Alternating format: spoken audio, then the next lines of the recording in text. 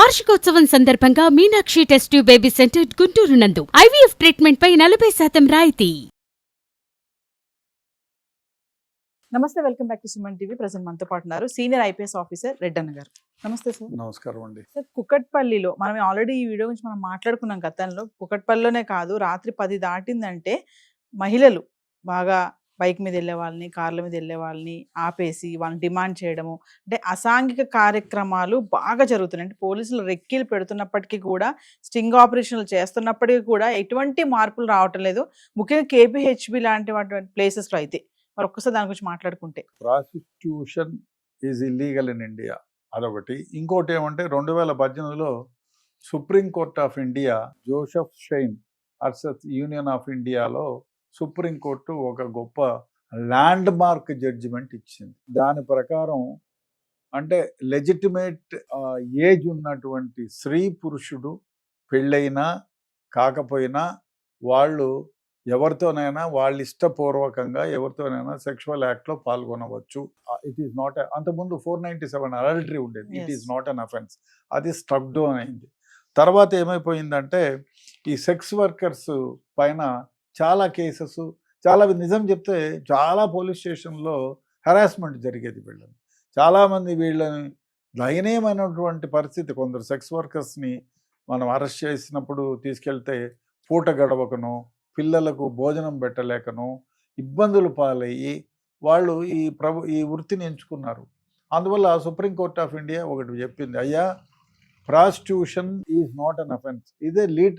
వేరే దేశాల్లో మీకు ఐ థింక్ ఆమ్స్టర్డామ్ వెళ్ళినప్పుడు పోలీస్ స్టేషన్కి వెళ్ళాను. నేను ఒక పోలీస్ స్టేషన్కి వెళ్ళి నేను ఇంట్రడ్యూస్ చేసుకొని చెప్పాను, ఏందయ్యా పోలీస్ స్టేషన్ కూటవేత దూరంలో అమ్మాయిలు అర్ధనగ్నంగా కూర్చొని సెక్స్ షాప్ అని పెద్దగా పెట్టుకున్నారు, మీరేం పట్టించుకోరా అంటే, no they are doing their job అన్నట్టు. They are paying tax for that. They are supporting the government. No, it is not an offence here అని అన్నారు. అదేవిధంగా తయారైంది ఇండియా కూడా. ఎందుకంటే చాలామంది పోలీసులు హింసించేది చాలామందిని ఈ ప్రాస్టిట్యూషన్ అని హింసిస్తున్నారు. ఇప్పుడు ఇష్టపూర్వకంగా ఒక అమ్మాయి ఎక్కడైనా ఇష్టపూర్వకంగా ఇంకొక అబ్బాయితో కలిసి సెక్షువల్ యాక్ట్లో పాల్గొంటే ప్రాస్టిట్యూషన్ చేసినా ఇది తప్పు కాదు.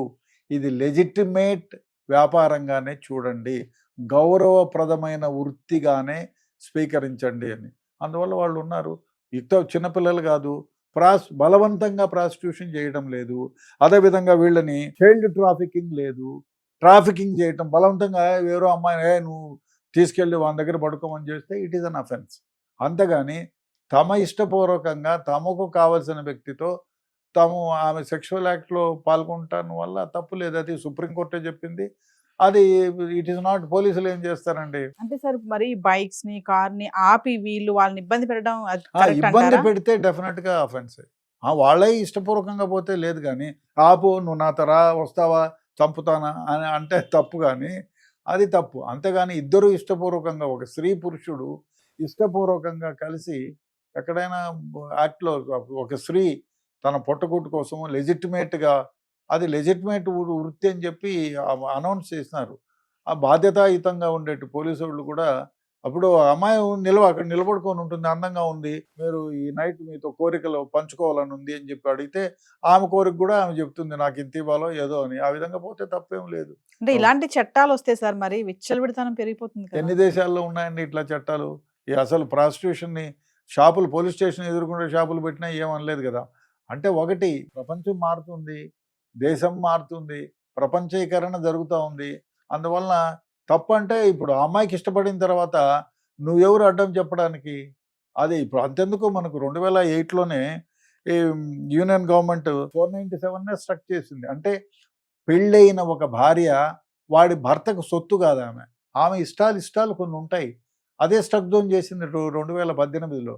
ఆమె ఇష్ట ప్రకారంగా మరో పెళ్ళైన యువకుడితో కానీ, పెళ్లి కాని యువకుడితో కానీ, యుక్త వయస్సు వచ్చిన 21 ఏళ్ళు నిండిన యువకుడితో ఇష్టపూర్వకంగా, ఇద్దరికి ఇష్టపూర్వకంగా ఉంటే ఇట్ ఈస్ నాట్ అఫెన్స్. ముందైతే ఇట్ వాజ్ అన్ అడల్టరీ. కేసులు పెట్టాను, చాలా కేసులు, నేను కూడా పెట్టాను చాలా కేసులు. అది లేదు, తీసేశారు. ఇప్పుడు ప్రాస్టిట్యూషన్ చాలామంది పోలీసులు ఇబ్బంది పెడుతున్నారండి. ఒకటి, చైల్డ్ని తీసుకుపోయి ఫోర్స్ఫుల్గా చేయడము, ట్రాఫికింగ్, వేరే వాడు ఏమీ లేకపోతే బలవంతంగా తీసుకొచ్చి తన దగ్గర ఇండ్లలో పనిచేసే వాళ్ళని వీళ్ళని పండుకో వాని దగ్గర పడుకో వీడి దగ్గర పండుకో అంటే it is definitely N offence. అట్లా కాకుండా ఆమె ఇష్టపూర్వకంగా వేరే వాళ్ళ దగ్గర పోయి వేశ్య వృత్తిని పెట్టుకుంటారంటే ఇట్ ఈస్ నాట్ అఫెన్స్. అంతెందుకు హైదరాబాద్లో కూడా నేను విన్నది ఏమంటే మేల్ ప్రాస్టిట్యూట్స్ కూడా ఉన్నారు, ఎక్కువ మొత్తంలో ఉన్నారు. It is not an offence. అబ్బాయిలు కూడా ఇలాంటి వృత్తిలోకి దిగుతున్నారు, చాలా మంది ఉన్నారు, చాలా మంది ఉన్నారు. వాళ్ళు ఈ వృత్తిలో కొనసాగుతున్నారు, ఏమి దొరకనప్పుడు ఏదో వృత్తి ఈ వృత్తిలో కొనసాగుతున్నారు, తప్పులేదు.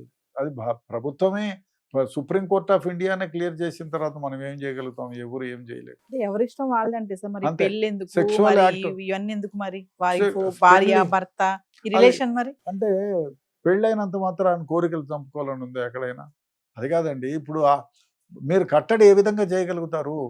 ఇప్పుడు మీరు కాదని చెప్పి దొంగతనంగా పోయి అక్కడ తిరగడం అది తప్పు, అది ఎంతకంటే ఘోరం కదా. దాని బదులు ఇష్టపూర్వకంగా పోతున్నారు, ఇష్టంగా మ్యారేజ్ చేసుకుంటున్నారు.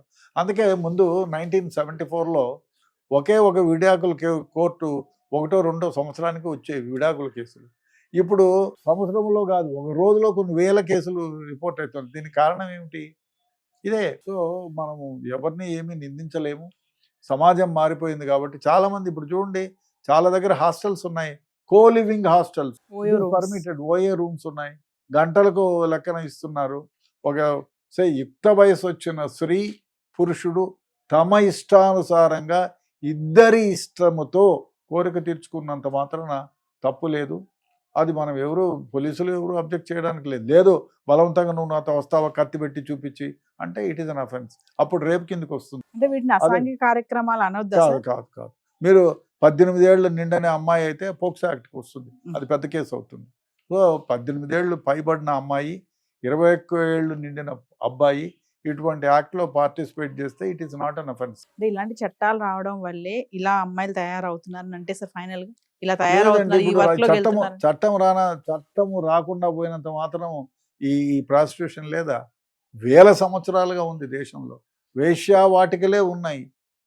కాబట్టి ఇది వస్తే కొంచెం బాగుపడతారు. నిజం చెప్తే నా అభిప్రాయంలో కొందరిని పోలీసులు కొందరు పీడించేవాళ్ళు, మీడియేటర్స్ పీడించేవాళ్ళు, అమ్మాయిల్ని బలవంతంగా వేశ్యావృత్తిలోకి దించి వాళ్ళ ద్వారా డబ్బు సంపాదించి వాళ్ళ రక్త మాంసాలని పిప్పిడి చేసేవాళ్ళు ఉన్నారు. అది తప్పిపోయింది కదా ఇప్పుడు. అది చాలామంది బాంబే రెడ్ లైట్ ఏరియాలో ఎంతమంది జీవితాలు బ్రతుకులు నాశనం, తమకి ఇష్టం లేకపోయినా. ఇప్పుడు అది కాదు కదా. స్త్రీకి ఇష్టమైతే ఉంటుంది, లేకపోతే లేదు. పురుషుడికి ఇష్టమైతే పోతాడు, లేకపోతే లేదు. ఇట్లా వేశ్యావాటికలు ఇవన్నీ ఉండవు కదా. సో బలవంతంగా చేయడం తప్పు. ప్రాస్టిట్యూషన్ తప్పు కాదని చెప్పించింది. బలవంతపు ప్రాస్టిట్యూషన్ ఈజ్ అన్ అఫెన్స్. ఎవరిని చైల్డ్ని ట్రాఫికింగ్ చేయడం తప్పు. అదే కాకుండా 16-17 ఏళ్ళ అమ్మాయిని తీసుకెళ్లి ఈ వృత్తిలోకి దించుతారే, ఇట్ ఈస్ అన్ అఫెన్స్. 18 ఏళ్లకు ఒక్కరోజు తక్కువ ఉన్నోడు ఆ అమ్మాయిని ముట్టుకున్నా అంటే పోక్సో యాక్ట్ కింద వస్తుంది, పెద్ద కేసు అవుతుంది, బెయిల్ కూడా రాదు వాడికి. అంటే అటు ఇటు కూడా ఇష్టపూర్వకంగా జరిగితే అక్కడ తప్పులేదు. ఎస్, ఇద్దరి వైపు నుంచి ఇష్టపూర్వకంగా జరిగితే తప్పు లేదు. ఏ ఒక్కరు బలవంతం చేసినా, ఇప్పుడు అమ్మాయి నేను రానంటే బలవంతం చేస్తే కేసు అవుతుంది. అబ్బాయి నేను రానంటే నువ్వు డబ్బులు ఇచ్చి రారా నాతో అంటే కేసు అవుతుంది.